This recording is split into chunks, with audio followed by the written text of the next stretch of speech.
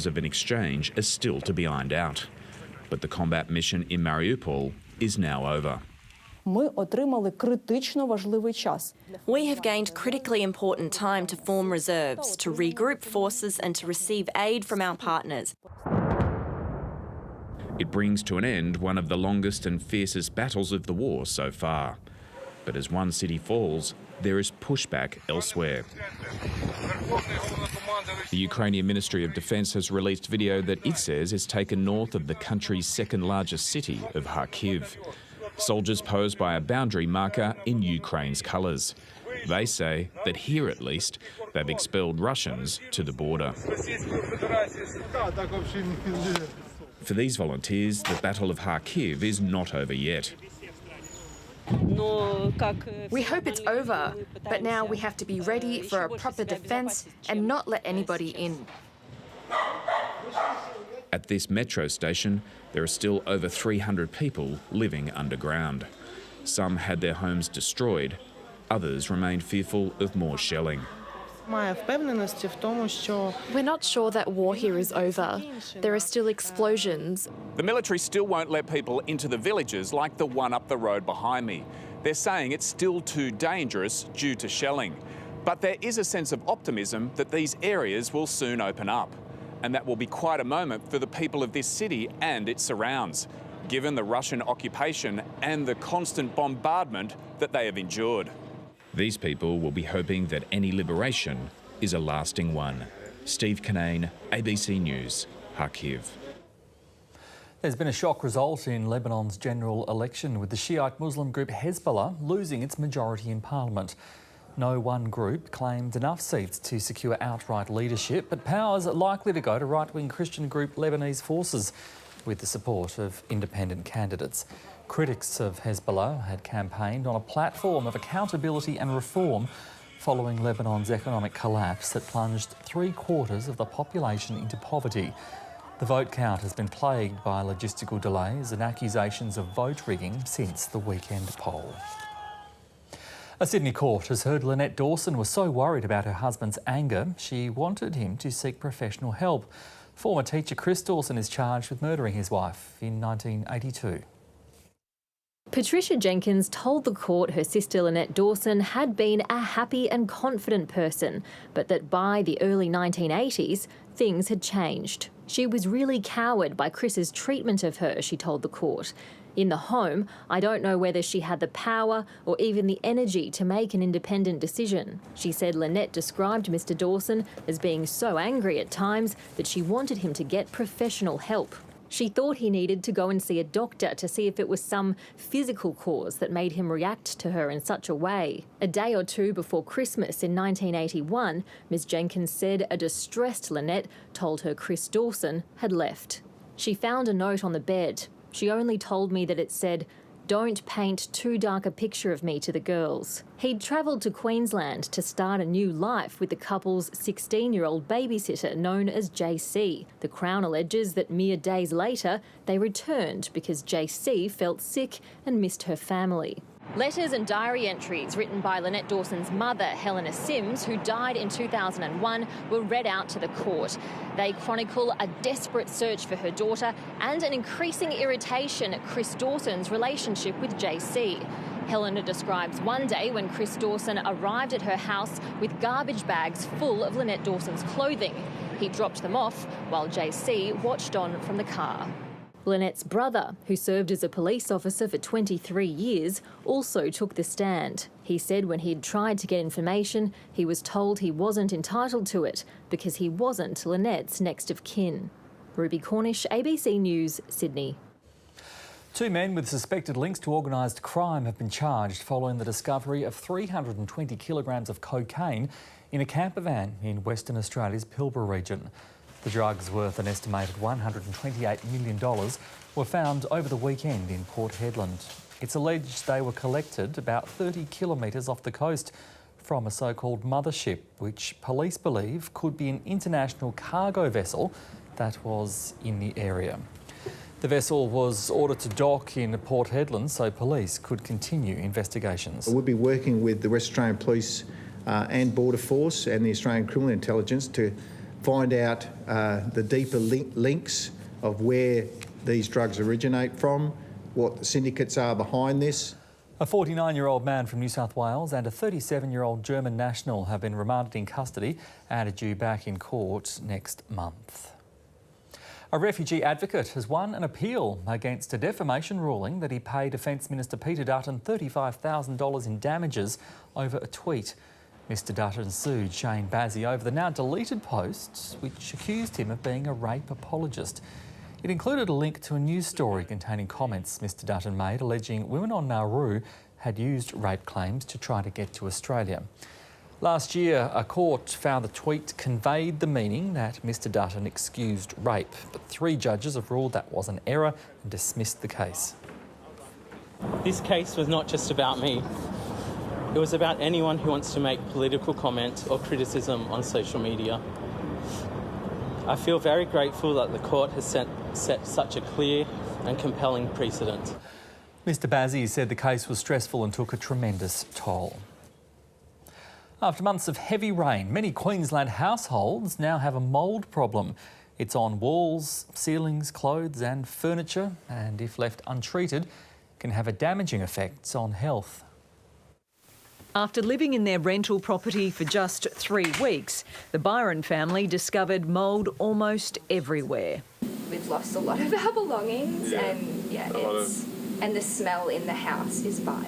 They've now moved to a Noosa hotel room with their 2 young children. Our eldest son, who's 2, had some respiratory issues and a pretty strong cough. The vast majority of people who have problems with mould will feel a little bit like they're having an allergic reaction to something. So they'll have a runny nose, itchy eyes, a dry cough. Mould is also appearing around Alex Leggett's Brisbane home after a week of heavy rain. It's just been non-stop, mould everywhere, basically, all over the couch, something I've never seen before. And many other residents across Queensland are experiencing the same problem. The best thing is to open up all the windows and doors and get the good old-fashioned fan up and working, and get cross ventilation working that way to actually start drying out the building. You can try and tackle the mould on your own, depending on just how widespread it is. Experts recommend solutions of vinegar mixed with water. You can also use methylated spirits or tea tree oil. Commercial products work well too. But Queensland Health says you should always wear personal protective gear like a mask and gloves when dealing with mould.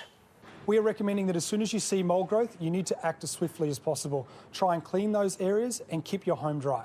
The Byron family are unsure where they're going to be living and what items they have left, but they're trying to stay positive. Our children are what are keeping us happy. You know, they're still smiling, which is amazing. And since not being in this property, Arlo's cough has improved a lot. Louisa Rebgetz, ABC News. The issue of climate change has ended prime ministerial careers, divided political parties and, at times, divided the nation. The ABC's Kate McKenna looks at how the next government might tackle climate change. From raging bushfires to catastrophic flooding, the past 3 years have been marred by extreme weather events. I think at the moment Australia has a shameful reputation for dealing with climate change. Leanne Handley's Rockley home was inundated in the recent Brisbane floods, and she's worried about the frequency and intensity of future events. Personally, I would say it's a #1 priority. So in terms of voting, for me, I would want that to be at the top of the government's agenda. More Australians raised climate change as their #1 issue than any other topic, according to the ABC's Vote Compass. But it's received less attention from the leaders this campaign than 3 years ago. As polling day draws closer, voters should read the fine print. The Coalition's agreed to a target of net zero emissions by 2050. Labor too. The Greens want net zero even faster by 2035. But the path to getting there looks very different. The Coalition officially plans to cut emissions by 26 to 28% by 2030. Its long-term net zero aim focuses on low emissions technology, some which is yet to be invented. They don't explain how to go from that range, 65 to 85% roughly, to net zero by 2050. It's nowhere explained. Labor's 2030 target sits higher at 43%, but still 2 points below what it aspired to at the last federal election. It focuses on renewable energy, including investing billions to modernise the electricity grid. Both the LNP and Labor say they want to protect jobs at coal mines. The Greens are more ambitious, with 75% reduction by 2030, and by the same year to phase out the mining and export of thermal coal. You've got a spectrum out there of really quite bad positions, from the Morrison government to mediocre, the Labor Party to positions which are pretty much consistent with the Paris Agreement on the Teal independence and more so on the Green side. Like many, Leanne Handley is feeling the cost of living pressures, but it won't be her key concern when she heads to the ballot box. A society that, kind of sacrifices the environment because of economics is highly reckless. Kate McKenna, ABC News, Brisbane. Queen Elizabeth has made a surprise appearance at the opening of a long-awaited London tube line named in her honour. Aided by a walking stick, the Queen appeared nimble on her feet at the new Elizabeth Line's Paddington station and was joined by Prince Edward. It's the latest public outing for the 96-year-old who, despite missing a speech in Parliament last week due to mobility issues, twice attended a horse show at Windsor Castle in recent days. Actor Amber Heard has told a US court she feared she would not survive if she stayed married to Johnny Depp. Ms Heard has resumed her testimony in the defamation trial in Virginia, where she's being sued by her ex-husband for saying she was a victim of domestic abuse. Jurors were shown a video of Johnny Depp slamming cabinets and pouring wine as Heard questions his drinking. She also feared Mr Depp would accidentally kill her during their honeymoon. He rips the shirt off of him and wraps it around my neck. And that's how I woke up. The next morning, actually, I woke up with it still around my neck and with a giant knot in the back of my head. Lawyers for Mr Depp are challenging Ms Heard's version of events, questioning why there are so few photos and medical records to back up claims of physical injuries.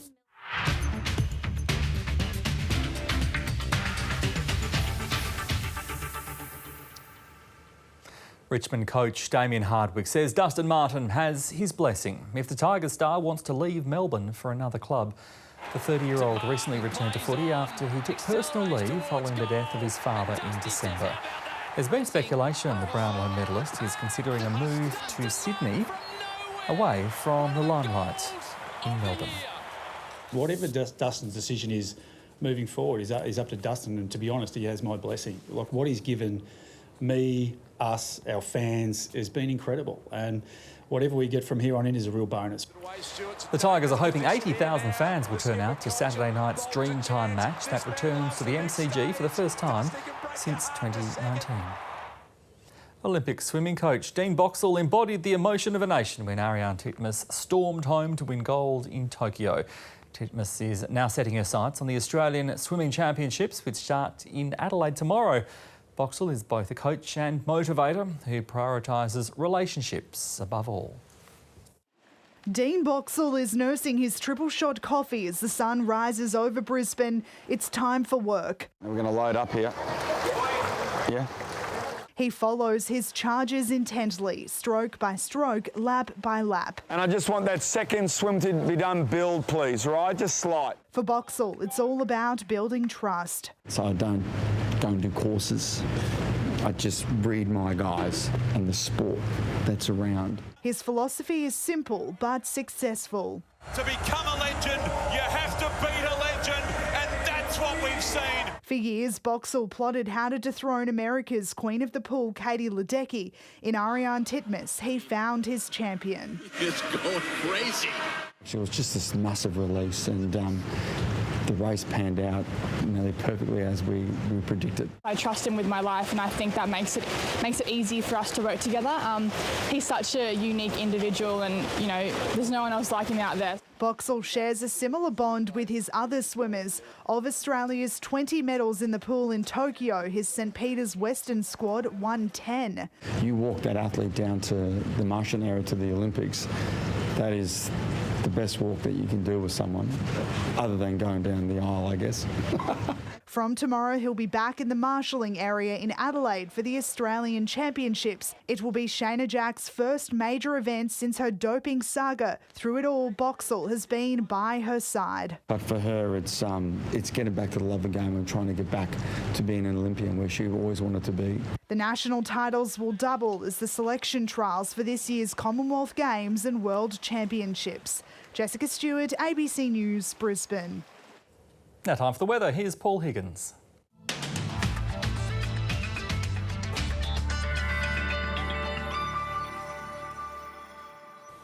Unseasonable rain is falling over Western Australia's Pilbara with the risk of flash flooding across to the interior districts. A low off the southwest will head south, but its associated trough will move ashore. A cold front's been crossing Tasmania. It'll brush past southern Victoria, but dry across the rest of the nation under that large high. Sunny over western and southern Queensland, but a few showers on the North Tropical Coast and between the Whitsundays and the Sunshine Coast, partly cloudy in Brisbane. Sunny in Sydney after a cool morning, and in Canberra partly cloudy, and sunny across New South Wales apart from a shower or two about the far north coast and the eastern Riverina. A few showers for southern and mountain Victoria and over the northeast. Melbourne's in for a shower or two, especially in the southeastern suburbs. To Tasmania, gusty showers about western, southern and central areas and through the Bass Strait Islands. In Hobart, a morning shower or two. In South Australia, a shower or two over the southern agricultural area, the Gulf Coast and also the southeast. Rain or showers also developing out west. In Adelaide, an early shower or two. In the west, showers and thunderstorms for the southwest land division, Goldfields, southern and western Gascoyne and Eucla. Rain and thunderstorms for Perth. Rain and thunderstorms with some heavy falls over the northeast Gascoyne, Pilbara and interior. And some showers or rain in the Territory's southwest. Sunny in Darwin. Good on you, Paul. That is ABC Late News to the moment. For more at any time, you can go to our website, news.abc.net.au, or you can catch up on iView. I'm Michael Tetlow. Thanks for your company. Take care. Bye for now.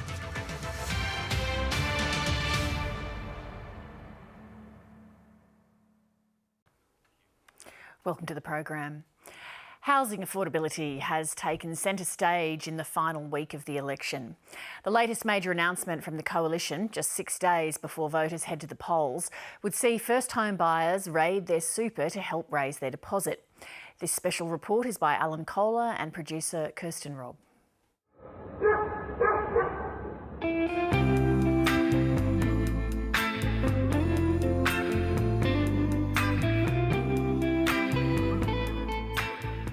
The Australia we live in today is very different from the one of our parents and grandparents.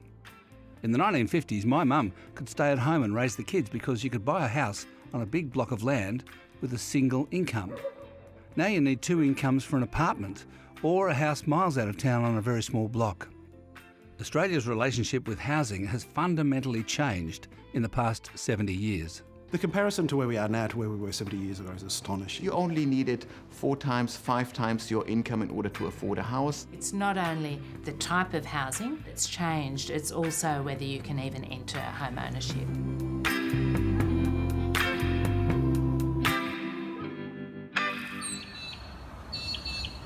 The question is, what's the solution? And that's what first home buyers like Cherry Clark would like to know. I'm living here with my partner, my 2 children, and also my in-laws. We couldn't afford both renting and, saving up enough money in time for our kids not to be, 18. Trying to find a 20% deposit is extreme in my mind. On normal wages of full-time work, even for a $300,000 loan, I try to put in the effort to get that deposit, and then it suddenly increases. And it's just a never-ending battle. About 2.5 hours east of Melbourne in Traralgon, houses are no longer affordable for many young working families. When I first got here about 4 or 5 years ago, houses were looking at the 180 mark, whereas now they're easily into the 400s.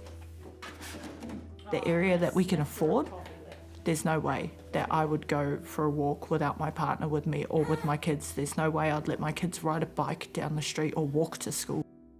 It hurts to think that I have to sacrifice the safety of my children just for a roof over our head. The approach of both major parties is not to deal with affordability, but to help a few people get around it. The Coalition's Home Guarantee Scheme will allow up to 50,000 people to buy a house with as little as 5% deposit, saving buyers the cost of expensive lenders insurance because the government will instead be the loan guarantor. Labor's main policy is the Help to Buy shared equity scheme, with 10,000 places in which the government owns up to 40% of the house if it's new, or 30% if it's existing. Labor is also proposing to set up a fund that will build social housing, about 30,000 of them. Meanwhile, the Coalition's pledged another $2 billion worth of low-cost loans for social housing providers. And the policies of income caps, meaning not everyone can apply. You can already use your super to purchase an investment property, but not your own home. And then on Sunday, the Coalition used its campaign launch to announce another scheme, a plan to allow first home buyers to withdraw up to 40% of their super balance early, up to a maximum of $50,000. We will see a surge in housing prices if this scheme actually does get up. And this is the problem with these schemes, is that you see a price adjustment very quickly, and really only the first few home buyers that get in early actually get the real benefit. If the goal here is to improve housing affordability, well, this is counterproductive. They hand out money in some way or form to every home buyer. That means the market reacts by growing house prices. That's a problem. They want to own their house. Scott Morrison argues the Coalition's other new election policy, tax incentives to encourage older people to sell up, will offset any price rises. Now, the downsizing policy actually gets more housing stock into the market. And so the suggestion this will have any sort of significant impact here, I just don't think bears up to scrutiny. But critics argue first home buyers wouldn't be able to afford the large family homes which older Australians would be downsizing from. The government's own housing minister, Michael Sukkar, declined an interview with 7:30 to discuss the policies. Neither party really sound too great to me on that, on that platform of trying to help housing markets and trying to help the typical Australian family and things like that. We've got our drop saws. Sherry, who is about to start her cabinet-making apprenticeship, qualifies for all the potential schemes. She's only got about $10,000 in her super, meaning she could withdraw around $4,000 to help her under the Coalition policy. She worries it will be a band-aid solution and could lead to further price inflation. My partner is also an apprentice. He works at a mechanics. I could never buy a house on my income alone, and even having both of us working full-time, it is still a struggle to kind of pull it all together. It's in everybody's mind. The dream for a family is to have your own home, have your own stability, and when you feel like you can't make it there because of a hurdle that seems so impossible, it can get really depressing. In the past 40 years, there have been 4 big housing booms that have more than doubled the price of housing relative to income. Now, globally, on average, houses have become cheaper relative to income. Now, there have been dozens of inquiries and reports into housing affordability over that time, but politicians only ever come up with ideas that result in driving prices higher by subsidising buyers. Nicole Gurran, what's the first thing that should be done to deal with housing affordability? Look, the real problem with housing affordability is that affecting low and moderate income renters. And to fix that problem, we need to return to properly funding social and affordable housing supply. It's quite ironic that we've heard politicians on both sides, wring their hands about the lack of housing supply in Australia when the one thing that would make a tangible difference is if we reinvested in the nation's social and affordable housing stock. We've got to find a way to introduce more supply relative to buyer demand. If we were to do that, then we would go some way to addressing the issues. In order to make sure that we spread our population growth more evenly across more cities, we just need to make more housing, more land, more jobs available in these secondary cities. In order to provide more housing, you need to build more housing. That means you need more land to be made available. In Australia, local government areas are extremely powerful and they can control the land supply, and lots of local government areas are holding back land. Right, so it's NIMBY. It's NIMBY, so it's NIMBYism driven by local government areas. And you could easily fix this by saying we take the land supply powers away from local government areas. Could that be done with a federal law? Oh, it could definitely be done. Just from a legal perspective, you could easily legislate this to be done, but you would have tons of fight back there. But I think it is probably the smartest solution. Well, Jason Clare, what are you doing to make housing itself less unaffordable? Well, there's no easy fix to this. There's a bunch of different things you have to do here. So one of them is help people on lower incomes to buy a home. Another one is you've got to do something about supply. There are log jams there that you can potentially fix. The other big part here is the construction of more housing for people on really low incomes. I'm talking about social housing. But what about the affordability, the actual price of houses? I don't think anyone's proposing that they want to cut the cost of housing. Housing has increased dramatically. You need policies that can adapt and deal with that. Part of it is helping to make sure that people earn better wages. You're saying that it's not possible to do anything about that? I don't think anyone would want to see that. You know, anybody who owns a home wants to see it appreciate. If house prices were to drop, the economic impact for Australia would be phenomenal. That's right. Nobody who owns a home wants to see prices drop. But turning the family home into an investment asset with tax breaks, at the same time as immigration increased the demand for shelter, has not just caused an affordability problem for those who don't own a home already, it's fundamentally transformed society. Education and hard work no longer determine how much wealth you build. Now it depends on where you live and what you inherit. And that is worsening inequality. For a growing number of young families, getting into home ownership is dependent on the bank of mum and dad. That starts to create a two-tier system where you've got generations of families that are in home ownership and generations of families that are not. I think your institute has modelled the impact of tax changes on the housing market. What did you find? Well, the net benefit of reforming those taxes would be considerable. The challenge is not the tax system per se, the challenge is actually the political terrain and navigating that.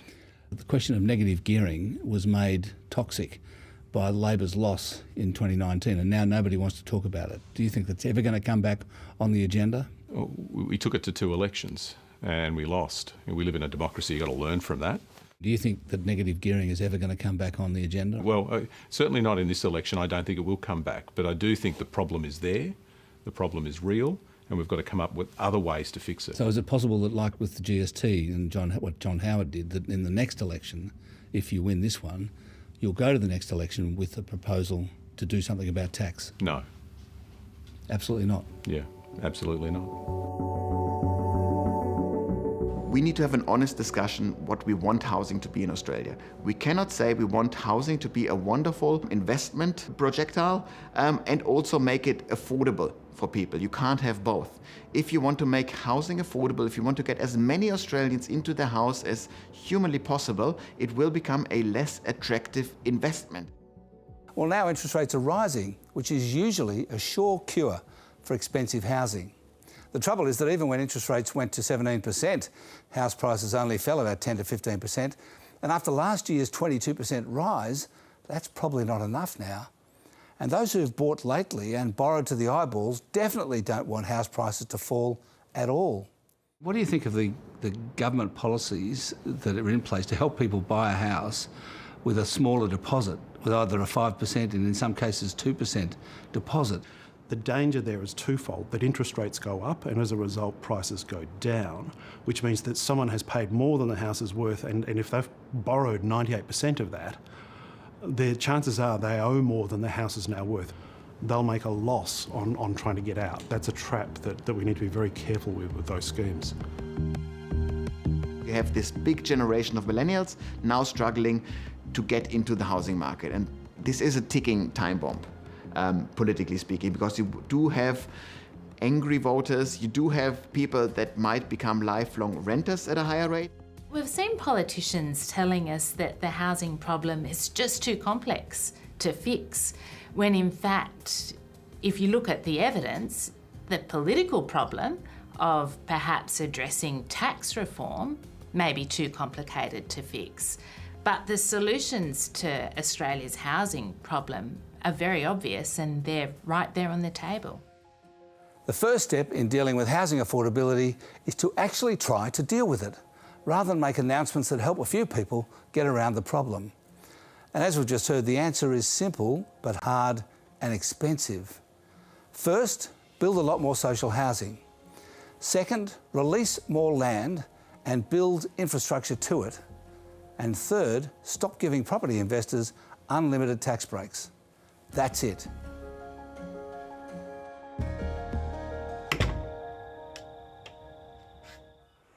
In a statement, the Local Government Association said land availability is a complex issue which cannot simply be addressed through rezoning.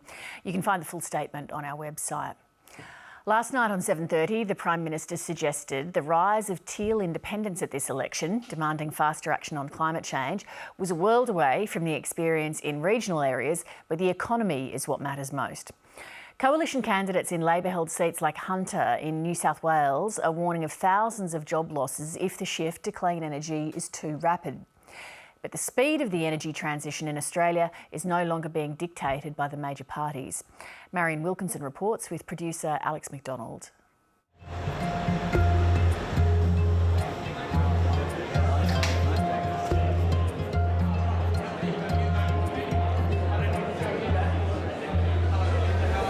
If everybody could take their seats. Thank you. Thank you so much for coming along. We've now become one of the most important seats in the whole country. Net zero would have to be the worst policy that I've ever seen. I'm of no illusion that coal is going to win this war. At the Singleton Bowls Club in the heart of New South Wales coal country, the battle for votes is in full swing. For many here in the marginal seat of Hunter, the stakes could not be higher. They want to know, will they have jobs if coal-fired power comes to an end? We have the best coal in the world here in the Hunter, and we need to make sure while people want to buy it, we supply it. Labor's Dan Repicoli is fighting to hold the seat after its pro-coal MP, Joel Fitzgibbon, retired. His rival, Nationals candidate James Thompson, is running hard, arguing Labor's climate policy threatens coal jobs. The Labor Party have abandoned our region. There are 14,000 families that rely on mining in the Hunter region and the businesses that it supports as well. So I back that industry. The wild card is One Nation. The targets that have been put in place by the major parties is going to be a very dark time for the Hunter. One Nation won over 20% of the vote here last election. Now it's attacking the major parties over their net zero emissions target to combat climate change. Net zero emissions means net zero jobs. People in our power sector, in our power stations, our coal-fired power stations, they are very concerned about their jobs. One Nation is preferencing the Nationals ahead of Labor, ramping up pressure on the ALP candidate. Do you think the message, the fear message on jobs is cutting through? What are you hearing? This government is definitely doing a fear campaign against Labor and against us in this seat. A deluge of negative ads attacking Labor is flooding the Hunter, warning of job losses in coal mines and coal-fired power plants. But there's also a growing sense here that unstoppable change is coming. Coal has dominated in the Hunter for decades, but this election, climate change and clean energy cannot be ignored here. Nearly all the giant Hunter coal plants are likely to shut down within 8 years. Jobs are in jeopardy and new ones are needed to replace them. The coal-fired generators are not making any money, and some are in more financial difficulties than others. And it's actually got worse as the price of coal's gone up because they're now losing even more money. And that's really the inexorable truth of it.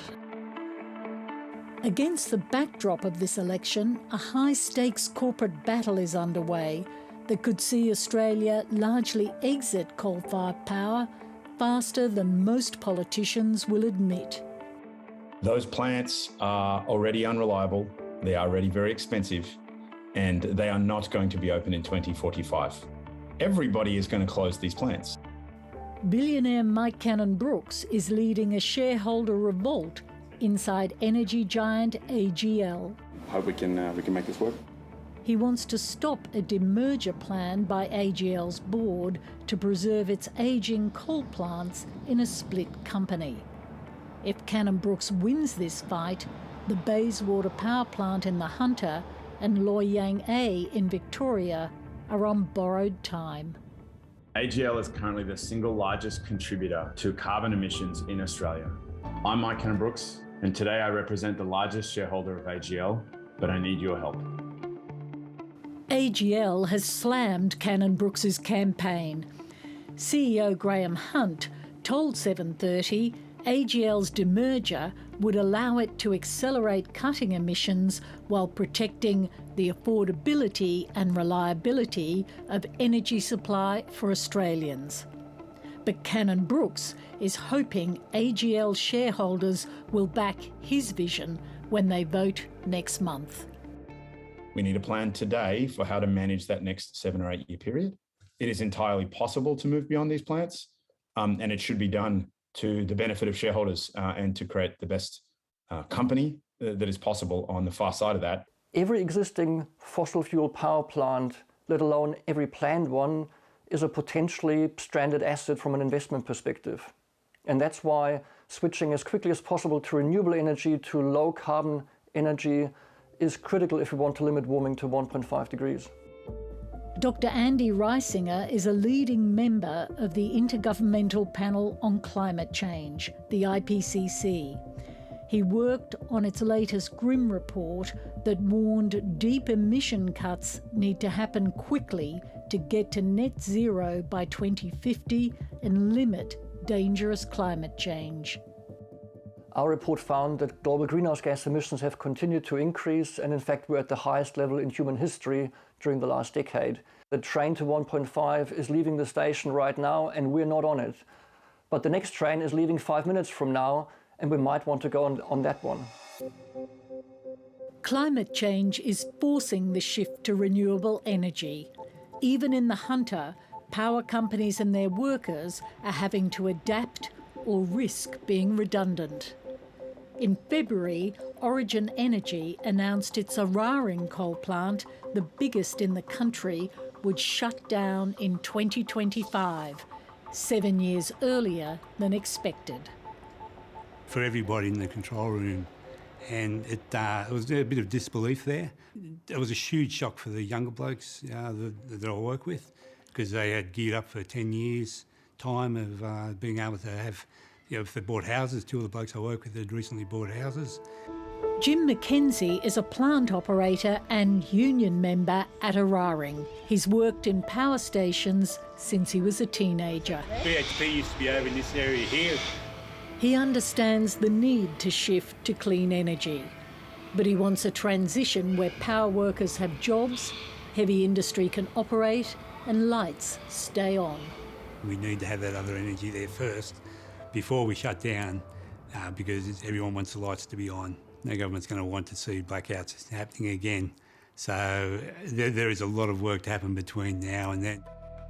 In this election, all the major parties are promising net zero by 2050. The debate is over how we get there.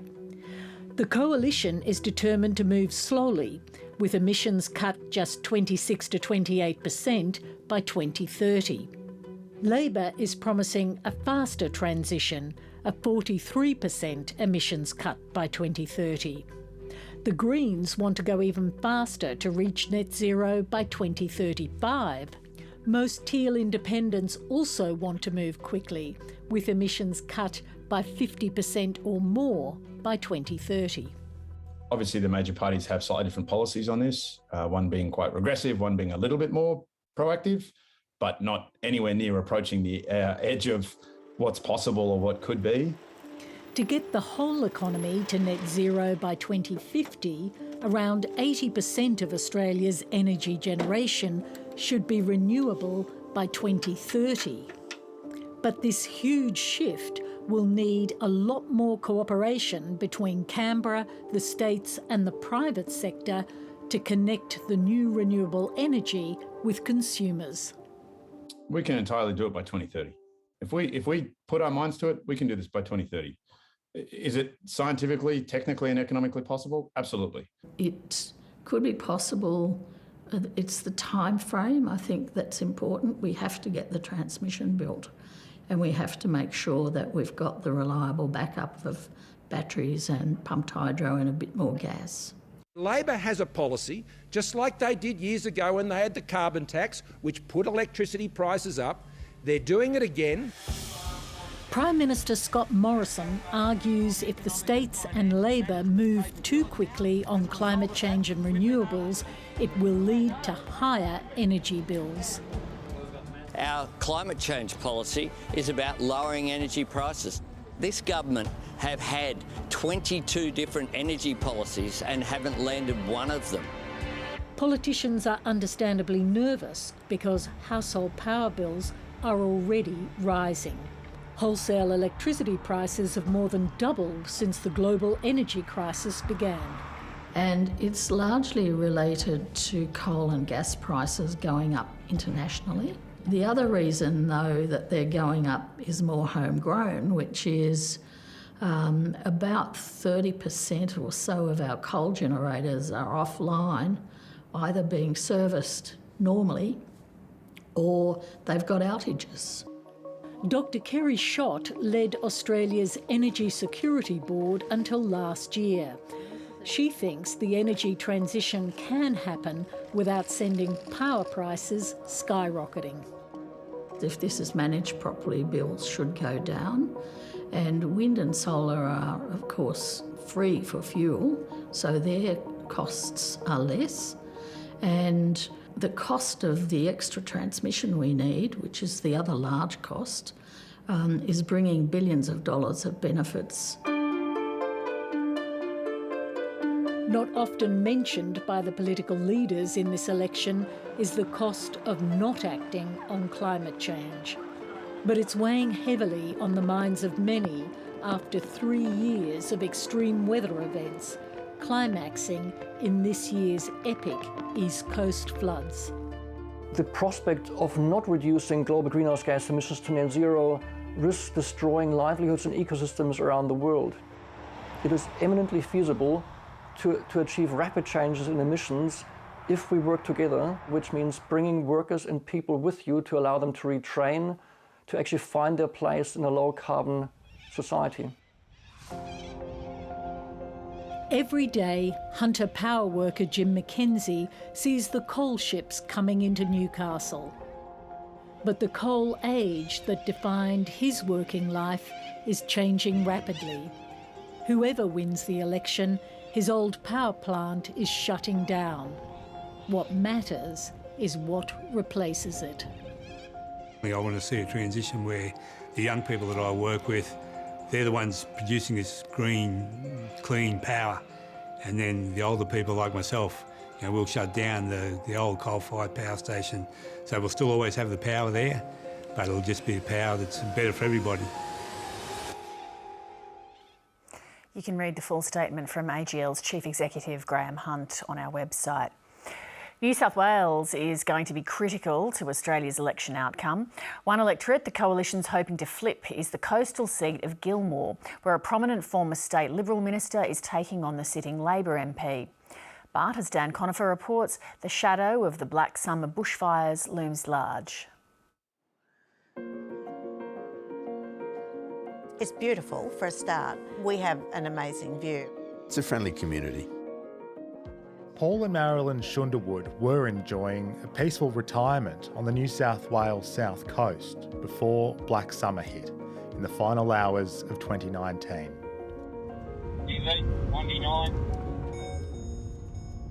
The couple escaped in time, but their house did not survive.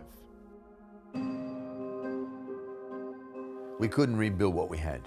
We were probably about $400,000 underinsured, and we thought we were well insured. Yeah. This all has to still be paved.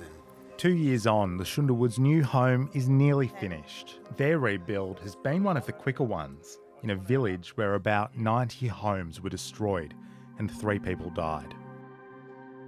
I'd like it to be finished. I'd like the house to be finished so that we can just sit back and relax. And recycled all our retaining wall blocks. They both think the fires, which burned whole swathes of the south coast, will play a role when locals go to vote. I think it's significant because there are still unresolved issues.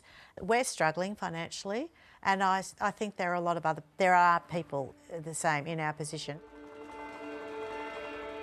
The coastal electorate of Gilmore is dotted with tourist towns that are slowly starting to feel normal again after fires followed by COVID. The seat, south of Wollongong, stretches almost 200 kilometres, from its big population centres of Nowra and Kiama to Bateman's Bay and Moruya in the south.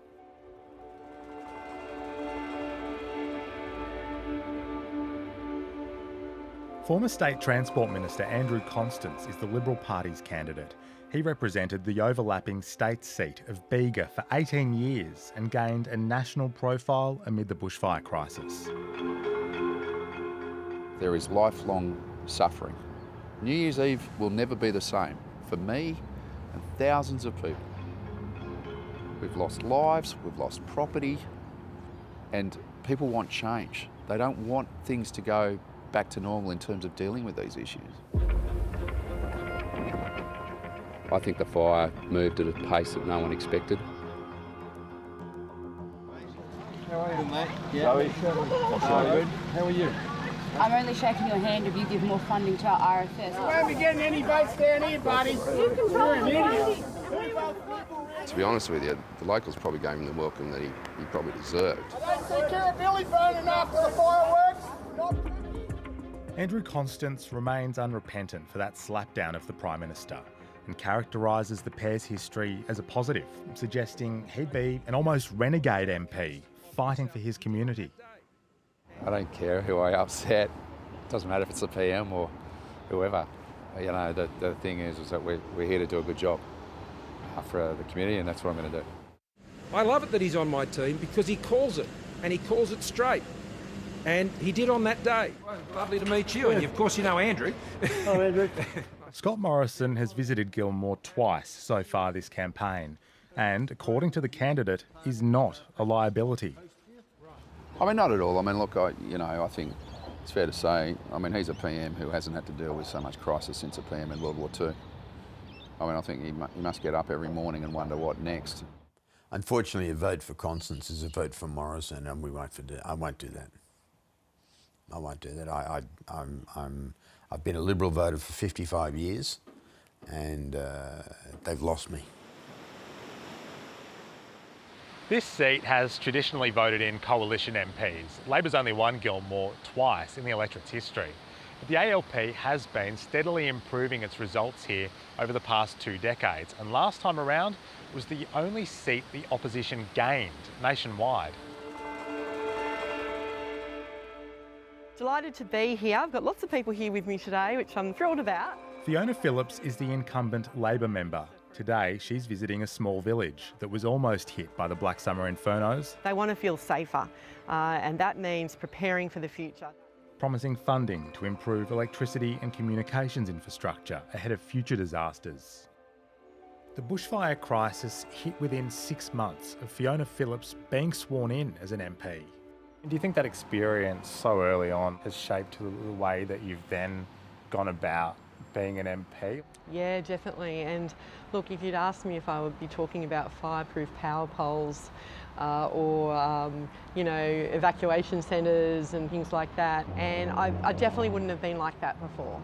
Definitely changed me. But I think one of the biggest things I found is that I can support people.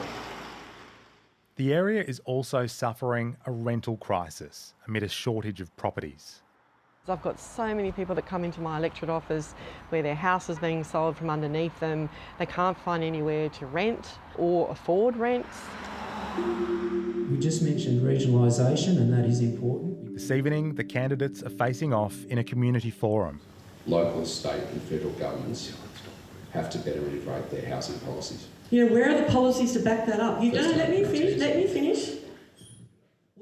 You wouldn't get a better person to represent his community. His heart is in his community. And Gilmore will do well with a member like that.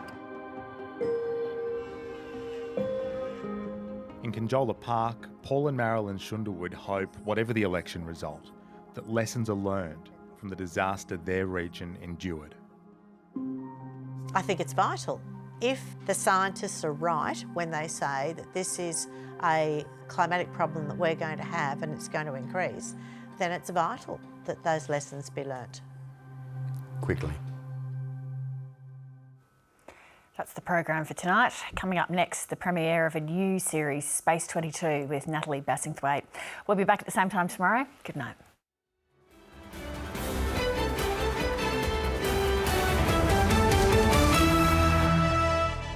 Saturday, Australia decides. Together we can build a better future. Strong economy means a stronger future. Who will be our next PM? Because we're backing you. Australians deserve better. Join Australia's best political minds as we bring you live results seat by seat. Lost 1 or 2 seats to independents. Can the coalition go a 4th term? Or will Labor rise to power? Australia votes. Saturday from 6 on ABC or live stream on ABC iView. Every Thursday on Q&A, your questions get the